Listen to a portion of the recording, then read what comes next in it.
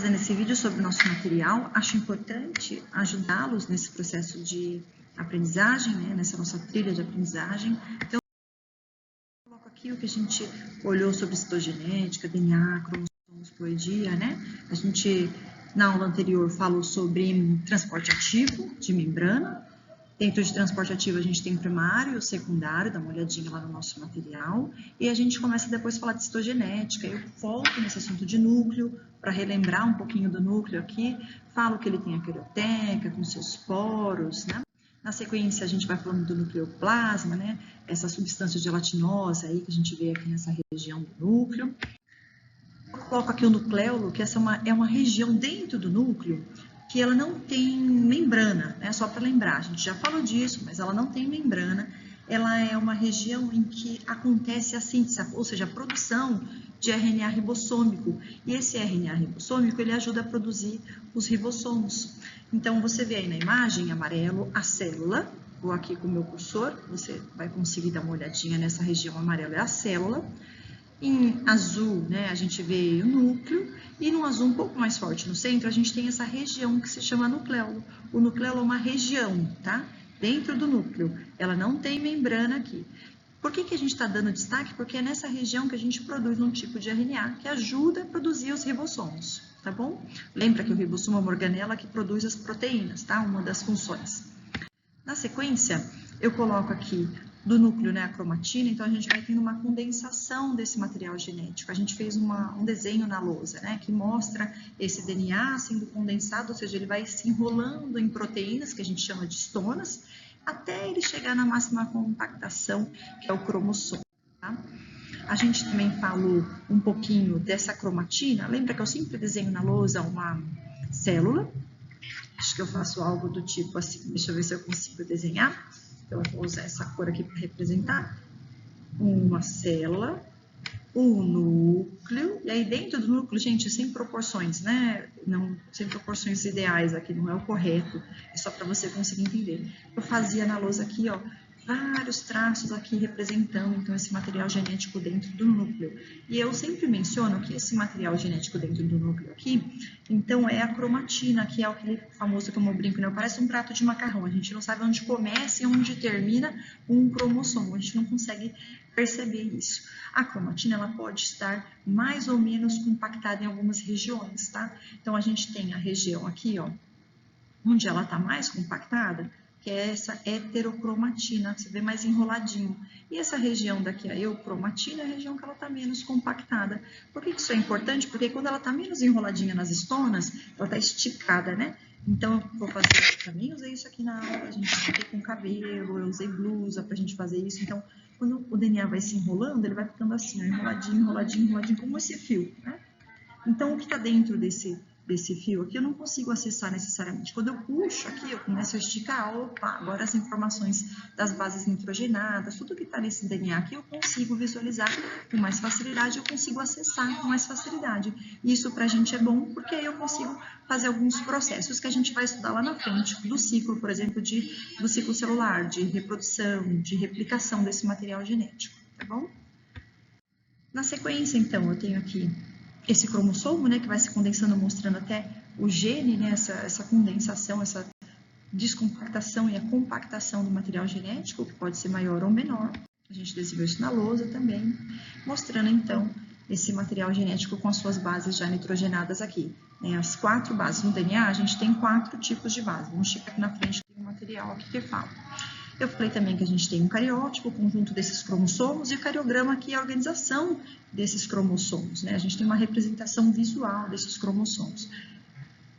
Na sequência, eu coloco aqui que a gente tem tipos diferentes de cromossomo, e eles são nomeados de acordo com a posição do centrômero dele, né? Então, metacêntrico, o centrômero está aqui mais no meio, um pouquinho acima o submetacêntrico, um pouco mais acima o acrocêntrico, e lá na ponta o telocêntrico.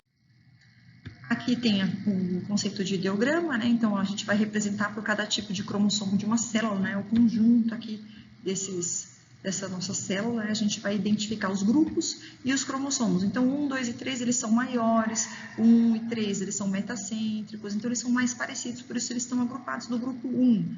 O B, eles são grandes, mas eles são submetacêntricos, ou seja, eles parecem mais, eles estão no grupo B. Então, a gente chama esse agrupamento, essa organização de ideograma, tá? Aqui o resuminho desses 3 itens, a imagem de um cariograma.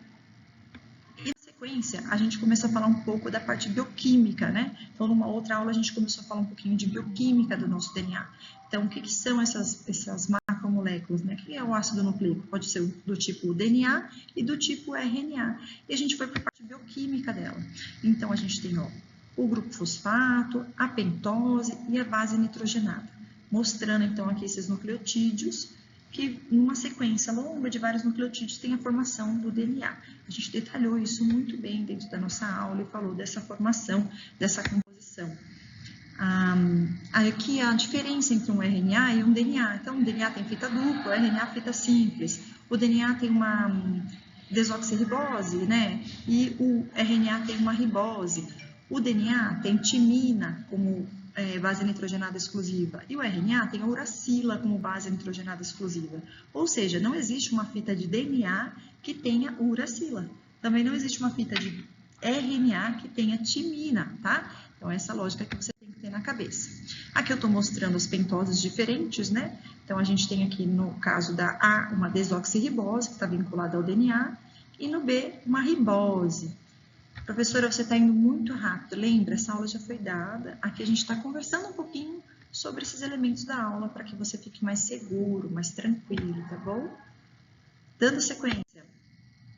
As bases nitrogenadas, elas podem ser de 2 tipos. As púricas, que tem aqui esse duplo anel, e as pirimídicas, que tem só um anel.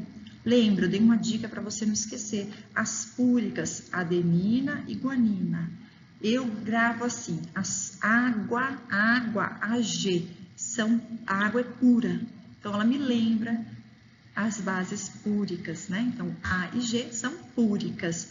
Todo o resto são pirimídicas, tá bom? Dando sequência aqui. Vamos lá, os slides. Esse material aqui está mostrando as conexões, né, de ligação que eu tenho de fosfodiéster, a gente falou um pouco disso, o grupo fosfato vai fazer uma ligação de éster aqui e éster aqui também. Então, esse fosfato também está conectando no carbono 3, formando, então, essa ligação fosfodiéster. Tá? E a gente também falou da quantidade de ligações de hidrogênio, porque, repara, eu vou para uma outra imagem aqui, e depois eu volto nesse slide. Vamos ver se ela está aqui. Aqui, ó. Repara, em laranja eu tenho um grupo fosfato, a pentose e a base nitrogenada. Ela vai fazer uma ligação com outra base nitrogenada, que também tem a sua pentose, também tem seu grupo fosfato. Então, essa ligação entre as bases nitrogenadas são ligações de hidrogênio. Aqui eu tenho uma ligação dupla e aqui eu tenho uma ligação tripla. Voltando agora naquele slide que eu estava. Vamos lá.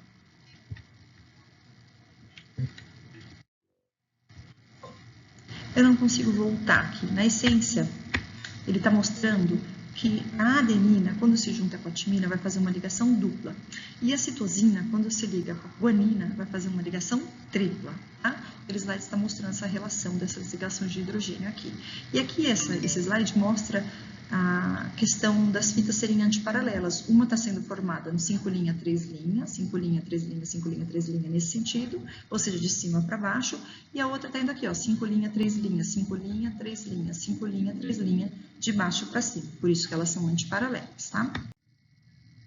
A gente tem a relação, então, do Chargaff, que a gente já falou. O A sempre vai se conectar com T e o G sempre vai se conectar com C. E para a gente fechar nossa aula, isso aqui é um complemento, né? Só falando do RNA com um pouco mais de detalhe, tá bom? Mas não se preocupem com isso, de novo, tá? O conteúdo da prova é o que vai até onde a gente conversou em sala de aula, tá bom?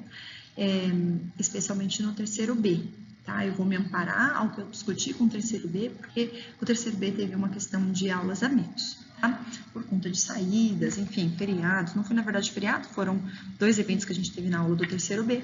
Então, a gente para o conteúdo onde a gente parou no terceiro B e eu já postei o conteúdo que cairá na prova dentro do nosso Google Sala de Aula. De todo modo, aqui são os RNAs que eu vou detalhando, né? Tem, essencialmente, no nosso ensino médio, a gente vai estudar 3 tipos. O mensageiro, que está relacionado à transcrição, a gente vai estudar nas próximas aulas. O RNA ribossômico, esse que está lá no nucleolo, lembra que a gente falou já no começo da aula? Esse é que a gente já conheceu, né? E o RNA transportador. O transportador está relacionado ao processo de tradução, que a gente vai estudar também nas próximas aulas. Então, fiquem tranquilos, tá bom? A gente se vê na nossa aula. Obrigada, até já!